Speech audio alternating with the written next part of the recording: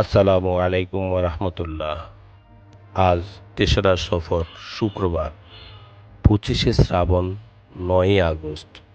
আমরা এসেছি জুম্মার নামাজ আদায় করতে পুরনো ঢাকার কসাইটুলির পিকেগোস রোডে অবস্থিত শতবর্ষী মসজিদ। স্থানীয়ভাবে এটি চিনির টুকরা মসজিদ নামে পরিচিত। নান্দনিকতায় সাজানো, অপরূপ সৌন্দর্য আর শৈল্পিক কারুকার্যে গড়ে তোলা, নয়নাভিরাম পর্যাপ্ত আলো বাতাসের সুব্যবস্থাপনায়, আধুনিক সুযোগ সুবিধায় আর ইসলামের স্থাপত্যশৈলীর অপূর্ব নিদর্শন কাশবাবটুলি জামে মসজিদ। মূলত মসজিদের গায়ে চীনামাটির সাদা টুকরোগুলো দেখতে চিনির দানার মতো হওয়ায় স্থানীয় বাসিন্দারা মসজিদটিকে চিনির টুকরা মসজিদ নামেই ডাকেন।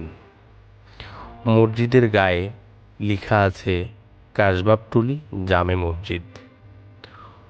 মসজিদটি ১৯৬০ সালে নির্মিত হয়।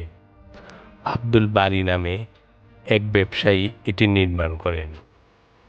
১৯৭৯ সালের কারুকার্যের কোনো পরিবর্তন না করে মসজিদটি সংস্কার করা হয়।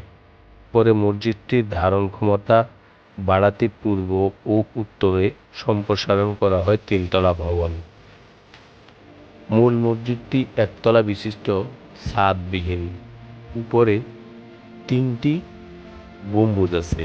মাঝের গম্বুজটি বড়, দুই পাশে ২টি মাঝারি সাইজের গম্বুজ এবং অনেকগুলো ছোট বড় মিনার আছে। মূল ভবনের ভেতরে এবং বাহিরে দেয়ালসহ সম্পূর্ণ জায়গায় চীনামাটির ভাঙা টুকরা আর রঙিন কাচ দিয়ে গোলাপ ঝাড় ও আঙ্গুরের থোকা, ফুলদানির ছবি মসজিদের দেয়ালে খিলানে ফুটিয়ে তোলা হয়েছে এবং লেখা রয়েছে লা ইলাহা ইল্লাল্লাহু মুহাম্মাদুর রাসূলুল্লাহ।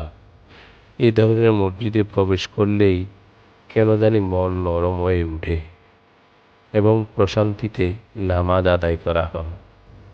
যদি সময় পান, একদিন এসে নামাজ আদায় করার দাওয়াত রইল। আমাকে উৎসাহী রাখতে চ্যানেলটি সাবস্ক্রাইব করে রাখবেন ইনশাআল্লাহ। তাহলে প্রতি শুক্রবার নতুন একটি মসজিদের পরিচয় পাবেন। আর যারা ইতিমধ্যে সাবস্ক্রাইব করে রেখেছেন তাদের অসংখ্য ধন্যবাদ। আসসালামু আলাইকুম।